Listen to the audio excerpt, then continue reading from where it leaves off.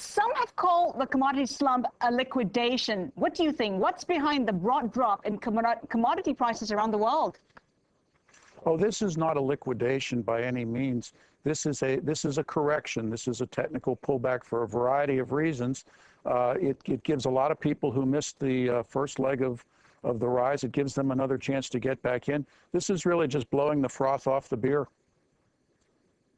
So you don't believe in the view that commodities no longer attracting demand as investors need to free up money to cover losses in other assets?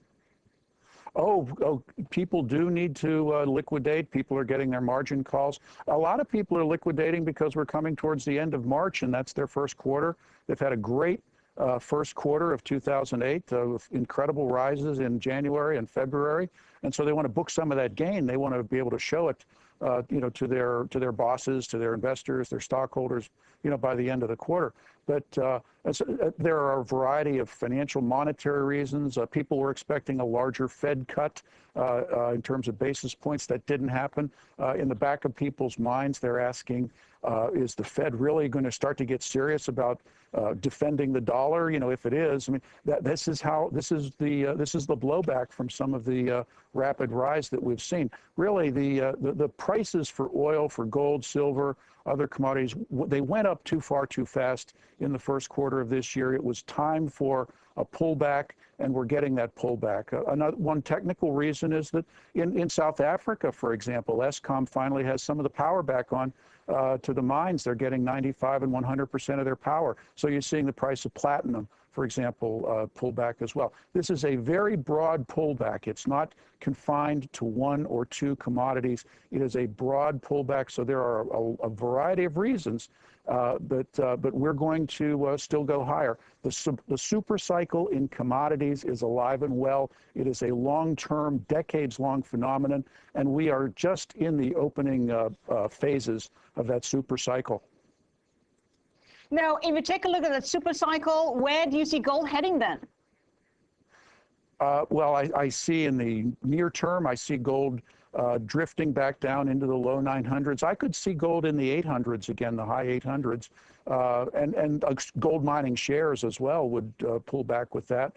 But I think over the next, say, 2 years, we will be back well over 1,000. We could be at 1,100. I'd say in 2 years we could see $1,200 an ounce. I don't see long term. I don't see a commitment within the U.S. Federal Reserve to defend the United States dollar continuously, and so I see more inflation, a continually declining dollar, and rising gold prices. Eventually, these things will have to equilibrate. Things will have to settle out.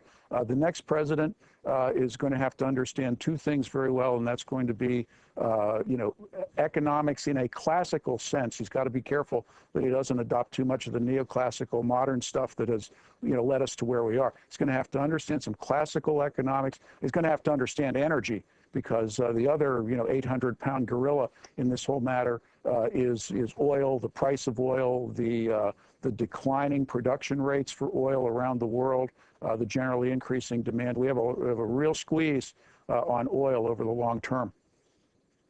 Now, let's talk about the gorilla you're talking about. It's down below the $100 mark, down 9% since its record this week. Don't the fundamentals point to higher oil? Where do you see oil prices headed? Well, the fundamentals long-term do point to higher prices. There are geological reasons why there are certain limits to production. There are certainly technical, industrial, and political reasons why oil is very, very limited in the future in terms of output worldwide. Demand is still growing explosively in some parts of the world. I mean, the year-over-year demand increases coming from China alone are in the double digits. It's astonishing when you follow these numbers. And here in the United States, finally, after about 75 cents a gallon increase in the last, say 6 months or so, finally in 1 month we've had a 1% decline in gasoline usage. We're finally beginning to see a little of that demand destruction. But yes, there are long-term supply issues for oil that are going to keep driving the price higher. Now in the last, say 6 months or so, the last year or so, there's been a lot of speculation, a lot of dumb money going into oil. And of that, say, $110 barrel that we saw a week or so ago, you know, $20 to $25 of that could have been pure speculation. I mean, the underlying price, you know, should have been 85. But then again, you know, all these people were flocking into oil, buying it up like they actually knew what they were doing. And so a lot of them wound up getting burned in the last few days.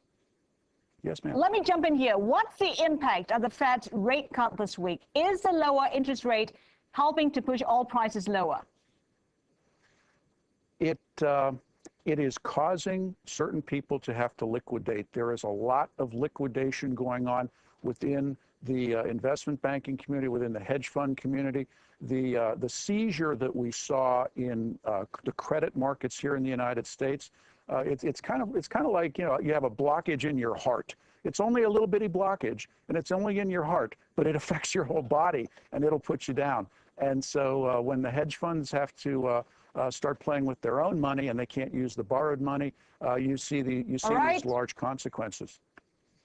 Byron King of Agora Financial, thanks so much for your insights today.